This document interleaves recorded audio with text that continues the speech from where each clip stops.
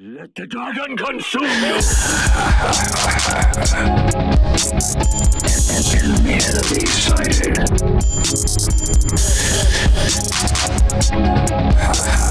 Stop the payload! Stop the payload!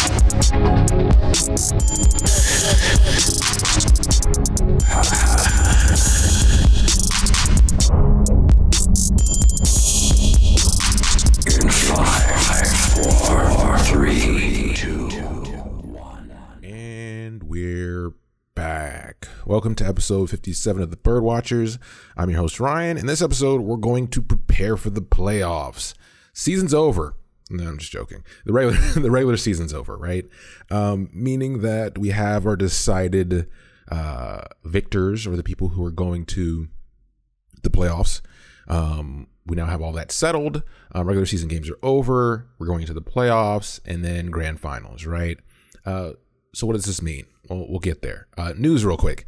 So for news, we do still have parties. The party will continue, right? Even though the regular season is over. So at Battle and Brew, it's going to be Friday, September 6th. So, you know, it's a little bit from now, right? We get a little break since we did make it into the playoffs in a great spot, top 6. What a ride. We'll talk about that in a bit.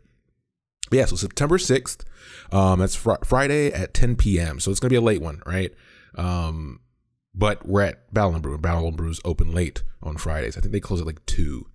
If you check the meetup page, you can see the details as far as like how the hours work and the age restrictions. I think if you're under 18, you have until 11, so you can catch part of the game.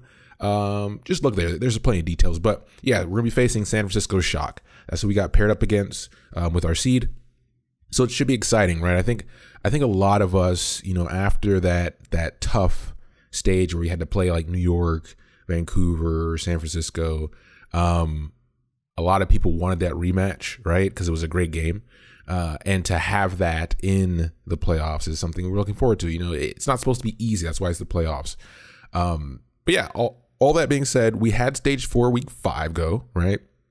We had that at the Kit Kat rivalry weekend. Yeah, Los Angeles, I heard they put on a good show. A few complaints about the energy in the building, right? Because it was a smaller venue. The design was also a little bit different, so people said that could have affected the sound. I think they got hype enough, in my opinion. Unfortunately, Valiant didn't look like they really wanted to be there. I kind of compare it to our homestand and Dallas's homestand, because when those players came on the stage, they were smiling. They were, you know, this raucous applause. People were going crazy, and people were going crazy for the Valiant as they walked up there. But it kind of looked more, I don't know, they were kind of toned down. And I know they had a lot on the line, where the other two were so early in the season, you didn't really have that much at stake. So I can understand how that same energy is not there from the stand, or it could have been nerves. It could have been pure nerves. But let's talk about the standings or the results of stage 4 week 5. So we only had a couple teams play, right? And this was because a lot of teams finished their 28 games to their final record, and these are the last teams on purpose, right, for this homestand to go and finish out their regular season games. So we started out on Saturday with Atlanta Reign, and we're not doing any games today, by the way. So today the plan is we're just going to talk about the playoffs. We're going to talk about the results of this week. We're going to talk about the standings, and then we're going to go through the bracket and kind of see how I think this might shake out. I'm going to try to put my Atlanta Reign bias aside, but it's going to be hard because I think we do have an honest chance to put up some upsets. But yeah, we'll get there. All right, standings. So Saturday, the 24th, we had Atlanta Reign go against Dallas Fuel. We won that 3-1. No surprise there. Fuel hasn't been performing as well as they did towards the middle of the season. They kind of petered off, and we took advantage of that when we needed to, right? We needed these 2 wins to get in that top 6. Then we had Boston Uprising versus New York Excelsior. Excelsior taking this 3-1 once again, as expected. Then we had Shock win out over Titans 3-2. Battle of the Giants. These guys have fought many times in the stage playoffs, which are going away. Unfortunately, it depends where you sit. I liked stage playoffs, but with how they're doing the traveling thing now, it makes sense to take those away. It just complicates everything. Then we went to Los Angeles Gladiators versus Los Angeles Valiant. So the Valiant were in a position where they needed to win one game out of these two. And this was the biggest chance they had to win against Gladiators. Still, Gladiators are a great team, right? They're top 6 as well.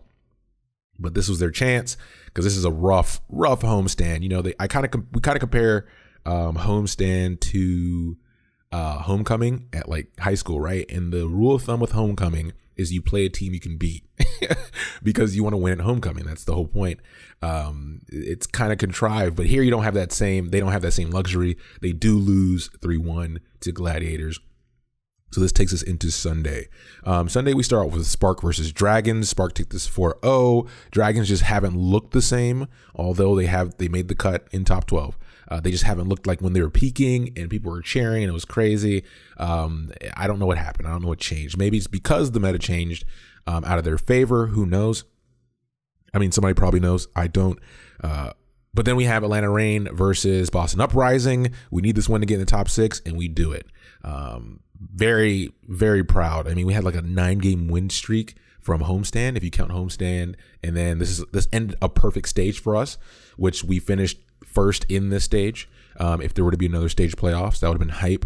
But it did put us in that top 6 position, so we don't have to do play-ins anymore, which is amazing. We get that rest, we get to prepare. You have Sigma hitting. It's going to be crazy. Yeah, so we have Atlanta. So we took that one 4-0. Uprising, I mean, kind of in the same space as Fuel. Haven't been performing well. That's a team I think might dissolve. A lot of teams are probably going to dissolve. So let's talk about that real quick. Is that, remember, this is the second year, and if I remember correctly, and somebody can correct me if I'm wrong, is that you had 1-year contracts for those were popular, right? For the first season, but then you had these 1 year and 1 option where players could be kept on for another year, or you could do like a slight shift in the contract, but essentially it was a 2-year contract. Those were the largest. I don't think anybody did any crazy like 5-year contract. You're not seeing those yet because the league is just starting and they want to make sure it's established, right? And I think Boston Uprising is one of those teams where you have a lot of good players individually from a lot of different backgrounds, but they just don't blend right. They don't blend together very well. And after all these games, it's proof that you might have to try something new. So they're going to have to shift it up. And it's going to be interesting to see what that team becomes. They've been through a lot of controversy as an org. So, hopefully they come out the other end so we can finally get a definition of like what that team's supposed to be. But Boston, you have plenty of other sports. I'm going to keep saying that. Your town is legendary. Then we had New York Excelsior versus Vancouver Titans. Vancouver taking this 3-2. Not surprising here. I mean, I think most people stand on the side of, okay, Shock is better than Titans and Titans are better than New York Excelsior. So that worked out. And then we had Valiant's final chance, which is unfortunate, but San Francisco Shock took this 4-0. Nobody saw them beating them. The game they had to win was the one against the Gladiators. So tough luck there. Better luck next year. Don't start off 07. You guys did great. Don't start the first stage 07 and put yourself in this situation again. So your fans don't have to stress like this. So where does this put us? This then takes us to what do we have in the playoffs? Remember, the playoffs were the top 12 teams. And then the top 6 are established. They have their seed. And then the 7 through 12 have to play in, right? Through like a wild card situation. This is something you've seen in a lot of sports before, to take one spot each. So from top to bottom, we have in first place, we have Vancouver Titans with an insanely impressive record. Their first season, that's, hats off, nothing to be said there. New York Excelsior, number 2. So those are your 2 division leaders. New York Excelsior kind of petered out towards the end, or not petered out. They're still a great team. They only lost 6 games, right? But it's a case where they look beatable. I think we had something to do with that, but it continued where, they were trying out new things. They were shifting around the roster. I don't know. We'll see what happens because now it's coming to the judgment time for them, which is playoffs as always, and to see if they can step up and perform. We then have at 3, San Francisco Shock, an amazing team. Everybody's talked about how, Seffi helped to build, that's Brad, helped to build that team when he was there, and leaving and having all that talent still sit there and perform at this level, and then also have his new team perform at this level is, beyond praise for a coach. Then we have Spark at 4. We have Gladiators at 5, and at 6, your Atlanta Reign, or my Atlanta Reign. I don't want to push them on you like that. If you're still listening, I hope they're yours as well. But yeah, Atlanta Reign did it, right? That's insane. So out of this top 6, you have 3 teams that are brand new. These are brand new expansions I've talked about in the past. That's very impressive. And that's a good look for the league, right? It means that it doesn't automatically mean if you're the new league, or sorry, the new team, that you're automatically the bottom of the barrel. That's not how that works. And this is proof of that. So then we go to our next, the play-in section of the playoffs, right? Which you have at 7, Spitfire, at 8, Dynasty, at 9, Charge, at 10, Fusion, at 11, Dragons, and at 12, the Hunters. Because they didn't get knocked out by Valiant. That was their shot. That was the one they were trying to take, because Valiant did have the better map diff if they would have won that one game. So that's what we have, right? So how does this break down? So now we go into the actual matchups, because we need to play games first, right? So the plans. So your play-in section are the later, 7 through 12 I mentioned. And what you're going to have is you have 2 seeded in the mini playoffs. You have 2 seeded teams, right? You have Spitfire at 7, and then you have Dynasty at 8. So the 2 teams that to play to decide who plays them are going to be Charge versus Hunters. So Charge being 9 in the seed, Hunters being 12, and then Fusion versus Dragons. Fusion being 10, Dragons being 11. So now we go up and look at the top of the bracket, right? Your main playoff bracket, 2 grand finals, and in there you have Titans, so both your division leaders, so Titans and New York Excelsior, you're 1 and 2.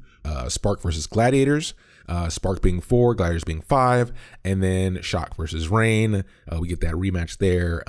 Reign at 6, Shock at 3. And then the 2 who play Titans or Excelsior are going to come from the bracket above, right? Or the previous mini bracket. So whoever wins, the 2 that make it out of the play-ins are going to make it into those spots, right? So that's the breakdown there. So what's next? Well, next is what Ryan thinks is going to happen. And that's the only thing that's important in my book, right? My word is law. But all jokes aside, let's try to go through this. I'm going to try to, like I said, not be too biased towards Reign. I do think, we're good, right? The thing, we pulled off something amazing. We pulled off something cool. A lot of things towards the middle of the season, with the whole Dufran debacle, or not debacle. He, retired, and no one, some people expected it, but it changed what our team was supposed to be. Picking up Baby Bay, putting him in the mix, picking up FRD, bringing the duo contract on in the form of Funny Astro, Kodak stepping down. A lot of the stuff happens for a first year team, right?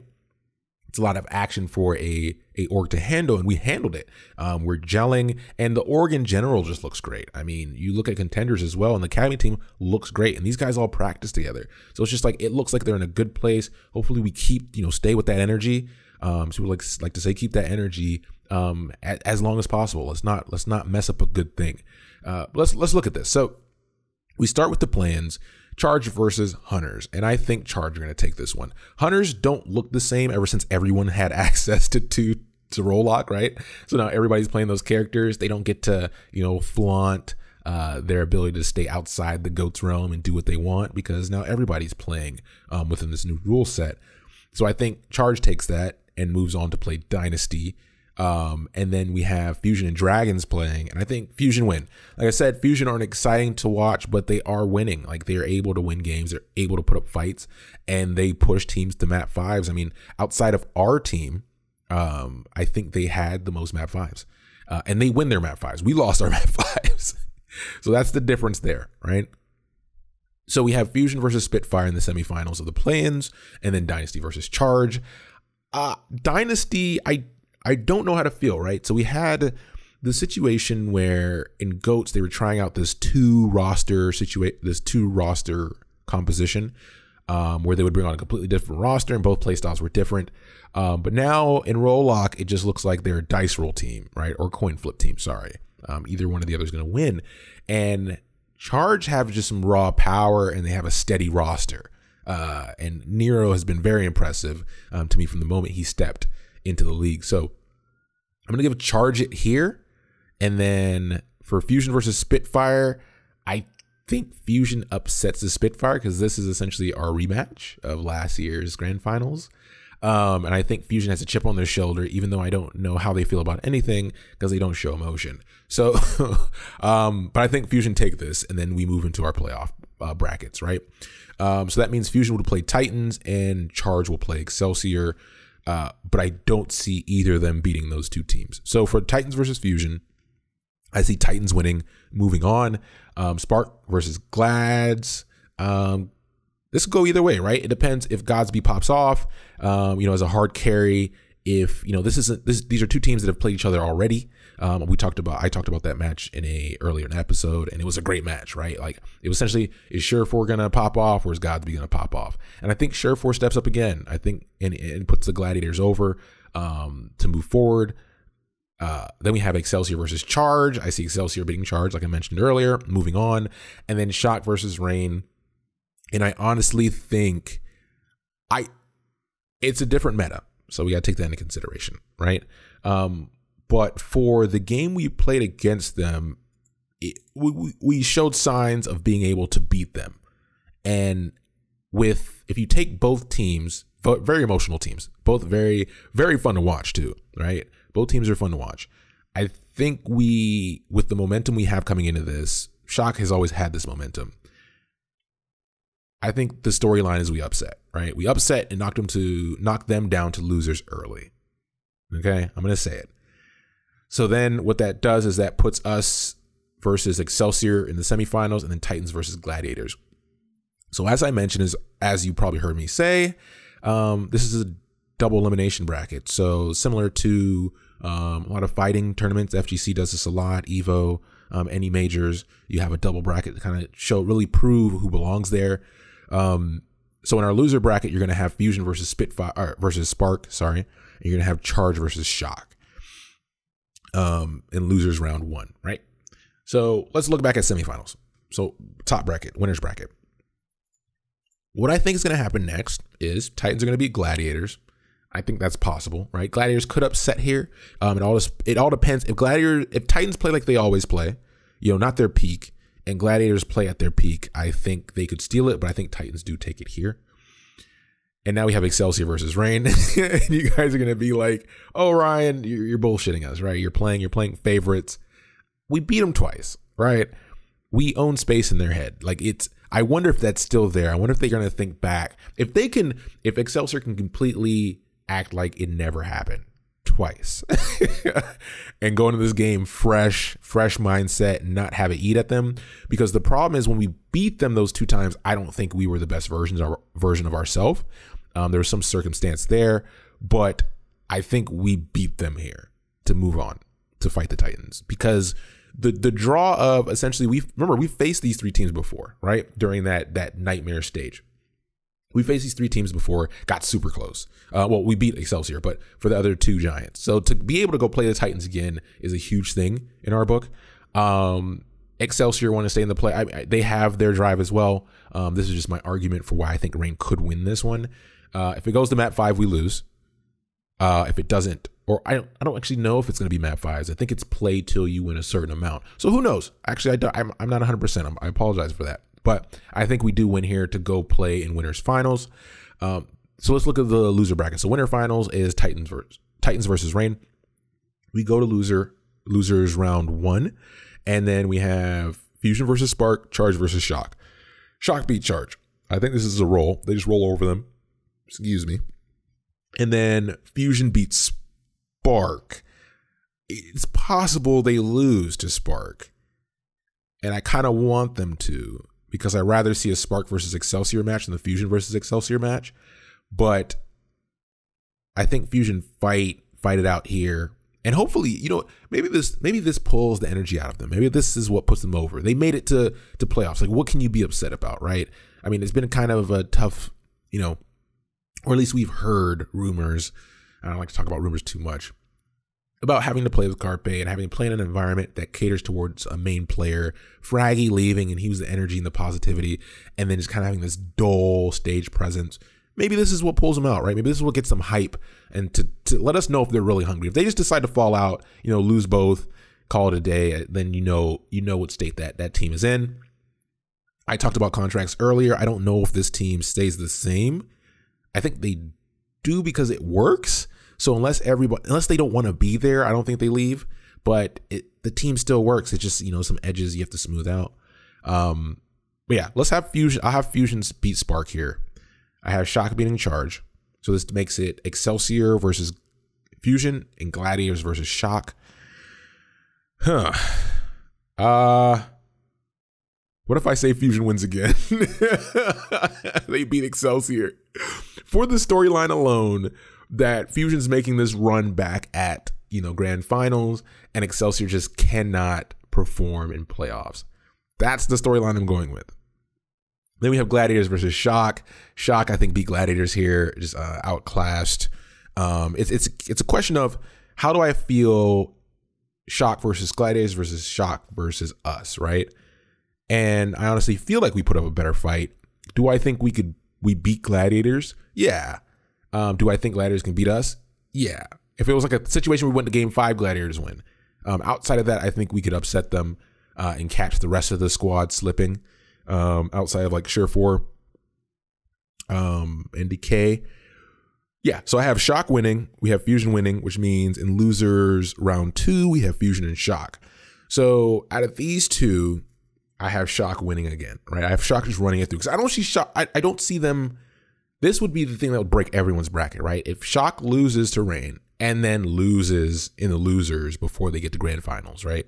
And just falls out. That would be insane because their performance, no matter what has happened this season, their performance has been consistent and they have a roster that's built to facilitate those changes, which to my points I've made in episodes way back, a lot of people like to argue, oh, it changes too much. The meta changes too much. This game shifts too much. There's no basis for what players can expect.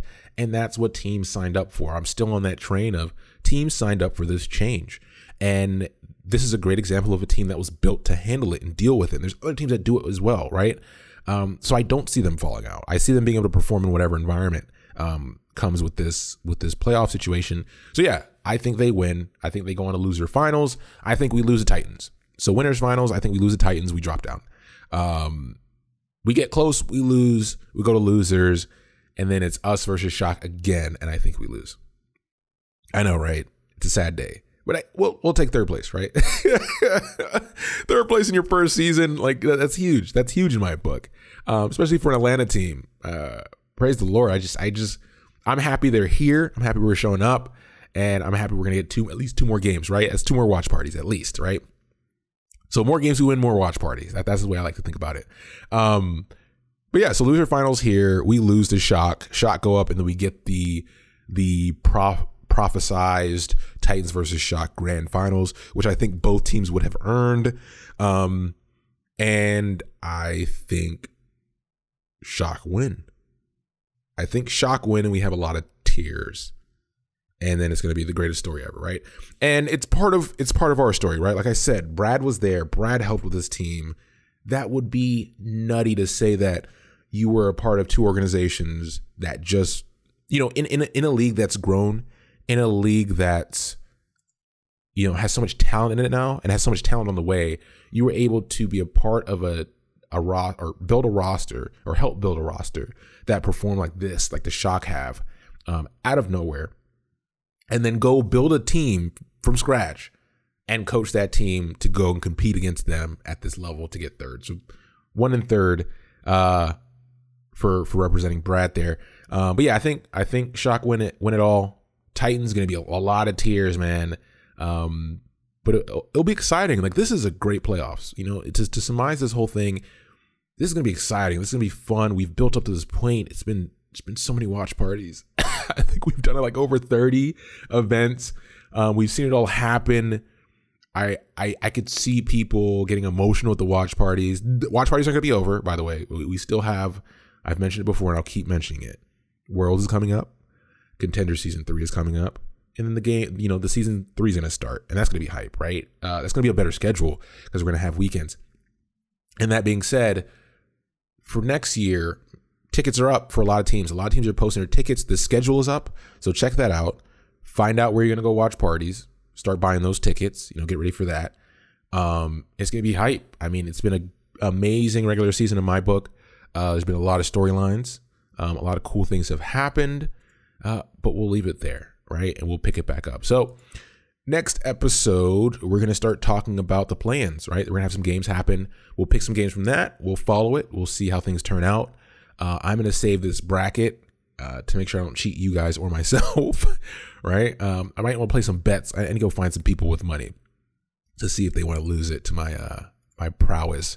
And we'll find out if me sitting on this mic talking about Overwatch every week is going to pay off in my favor. If I have the edge, right? I don't have any inside information, but I might have the edge. That being said, as always, you can reach me at thebirdwatcherspodcast@gmail.com for inquiries, questions, whatever. On Twitter, I'm really active there. Podcast TBW. I'm on Reddit, super active there. If you're not on the competitive Overwatch Reddit, join, follow, subscribe, whatever. Be there, hang out. And then I'm also on YouTube. So on YouTube, like I said, if you've been listening to this podcast for a while, YouTube Premium is becoming a thing now. A lot of people are getting it, and you can also listen through there. And there's cool graphic. I know people have the smart TV apps. You can throw it up there and have the graphic play while you're cleaning or doing whatever in the background. Let my smooth voice guide your hands as you clean the counters or dishes or whatever, vacuum. But yeah, and we're on Facebook and Instagram as well. Instagram's kind of going through an overhaul. I'm trying to figure out what to do with it. I know, Twitter's king when it comes to Overwatch, but maybe there's something I can think of. This part of the year allows me to kind of think of what I want to do moving into the next one, right? Format might change a bit.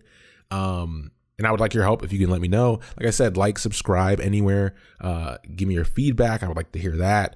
And it kind of shows other people, that might want to get into it and see at the first glance, okay, well, what is this about? Do people like this? If you like it, be honest. If you don't, make sure you give that rating as well.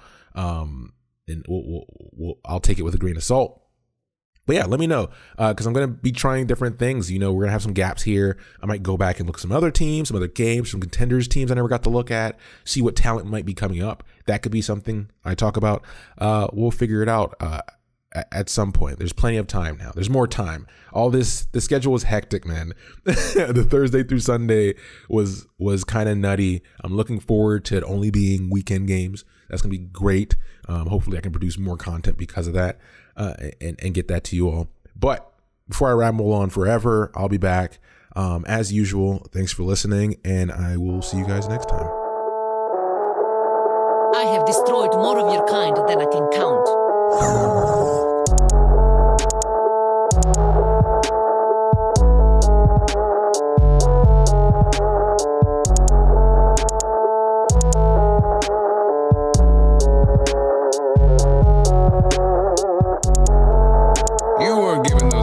Toss them around like trash. I don't take lessons from you.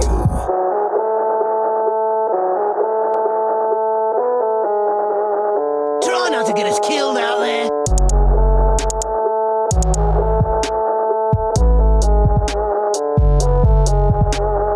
I heard there's a nice reward for bringing you fellas in.